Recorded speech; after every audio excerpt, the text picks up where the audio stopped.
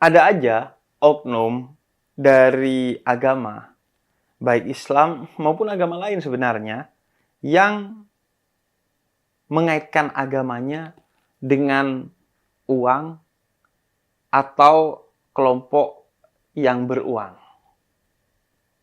Tentu gue gak lagi ngomongin satu orang atau bahkan satu peristiwa.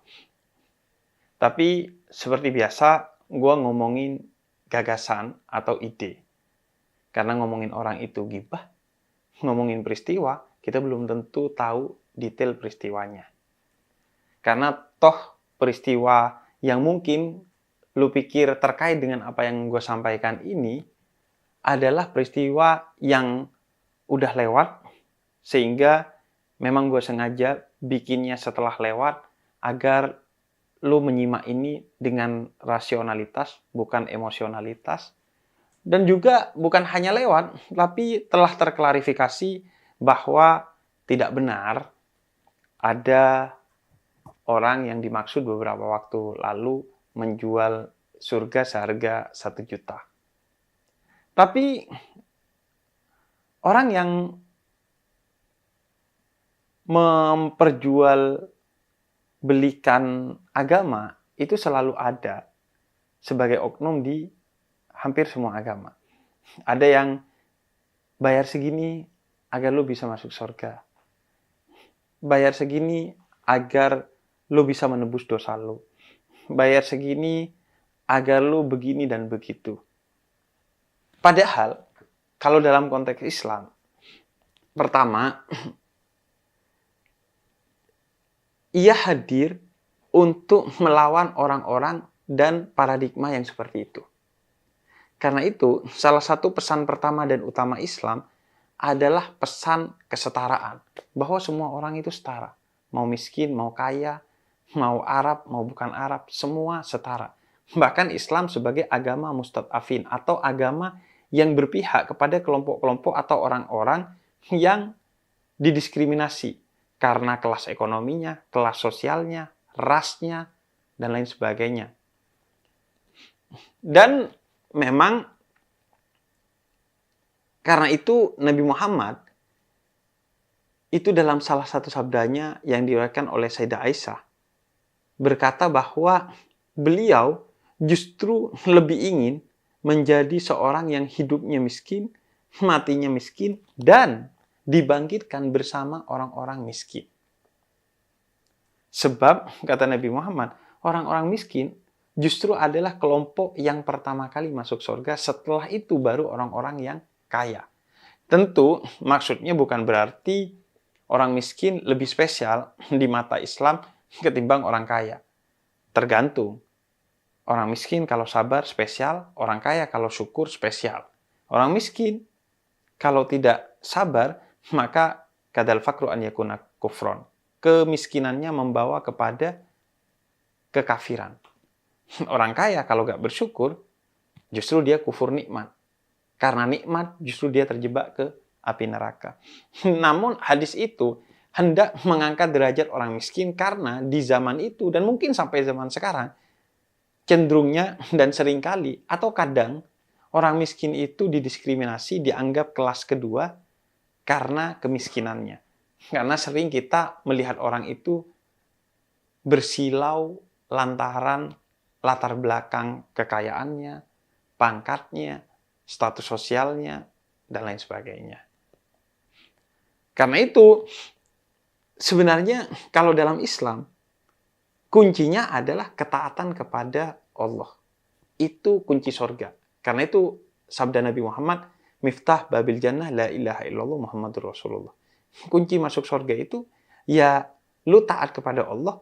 Yang pertama dan utamanya adalah mengutus Nabi Muhammad membawa ajaran Allah yang harus lu taati. In kuntum tuhibbunallah fattabi'uni. Kata Nabi Muhammad, kalau lu cinta kepada Allah, ya ikuti jalanku. Bukan karena akunya, tapi karena Allah menunjuk aku sebagai utusannya dengan ajaran yang datang dari Allah.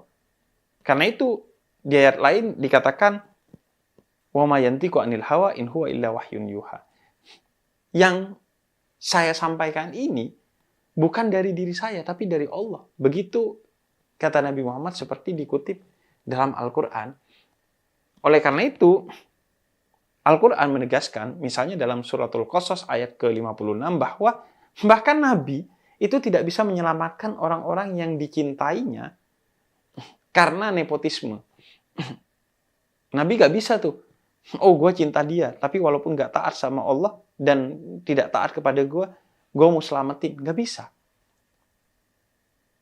Bahkan ketika Nabi memberi syafaat, itu atas izin Allah.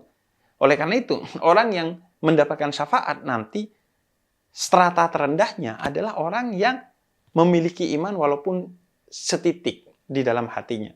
Artinya, syafaat itu atas dasar izin dari Allah dan konsistensi pada ajaran Allah.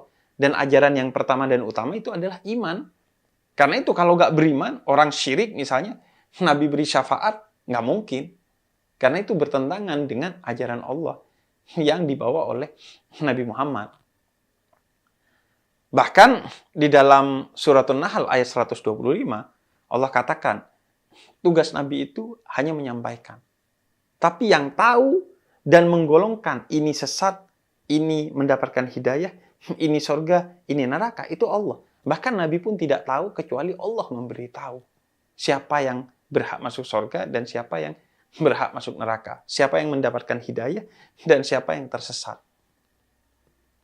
Karena itu, kalau ada orang yang menjanjikan bisa menebus dosa, bisa memberikan surga,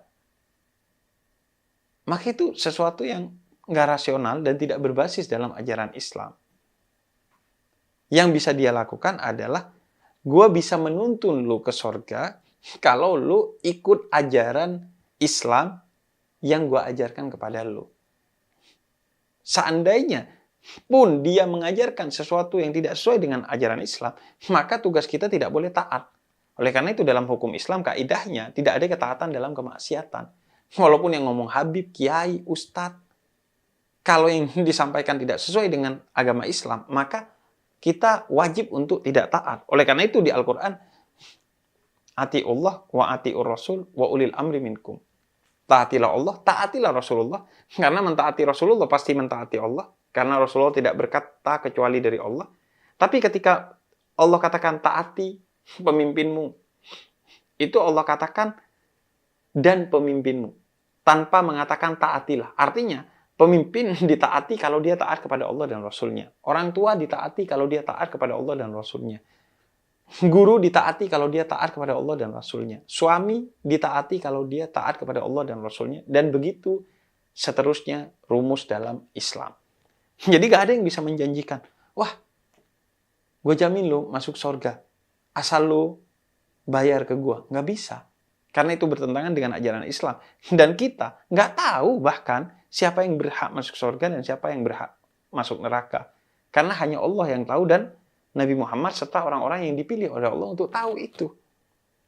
Terlebih, Islam berpihak kepada kelompok miskin. Oleh karena itu, ajaran dalam Islam itu banyak sekali yang menjanjikan surga justru dari jalur kemiskinan.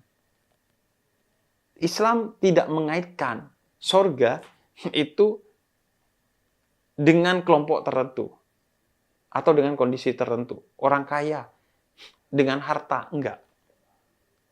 Sehingga segala sesuatu yang utama dalam Islam itu kaitannya tidak dengan harta. Misalnya, dalam salah satu hadis kursi,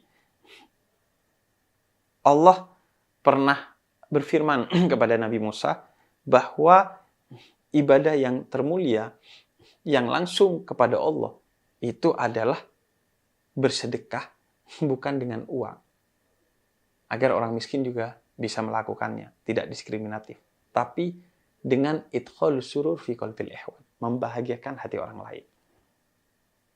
Kemudian dalam satu riwayat yang diceritakan dan disukai oleh para kekasih Allah atau spiritualis muslim yang sering disebut sufi, itu ada seseorang di akhirat yang kelak masuk surga karena memaafkan orang yang dulu di dunia berkata dan bersikap buruk kepada dia.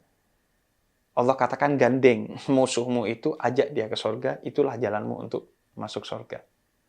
Tidak dengan harta, tapi dengan pemaafan. Kemudian dalam salah satu riwayat Nabi katakan ada seorang dari kalangan Ansor yang masuk surga karena setiap mau tidur menghilangkan kebencian di hatinya kepada siapapun dan apapun yang mungkin ada di hatinya sehari itu. Bukan dengan uang, tapi dengan menghilangkan kebencian. Dengan cinta kasih. Maka kunci masuk surga itu hati yang tulus dalam ketaatan kepada Allah dan Rasul-Nya dengan penuh cinta kasih. Nggak ada kaitannya dengan duit. Karena kalau kaitannya dengan duit, maka diskriminatif. Hanya orang kaya. Dan seolah-olah surga bisa dibeli. Padahal punya duit berapa lo buat beli surga? Oleh karena itu, nggak usah percaya kepada orang yang mengaitkan agama ini dengan satu kelompok tertentu, satu hal tertentu.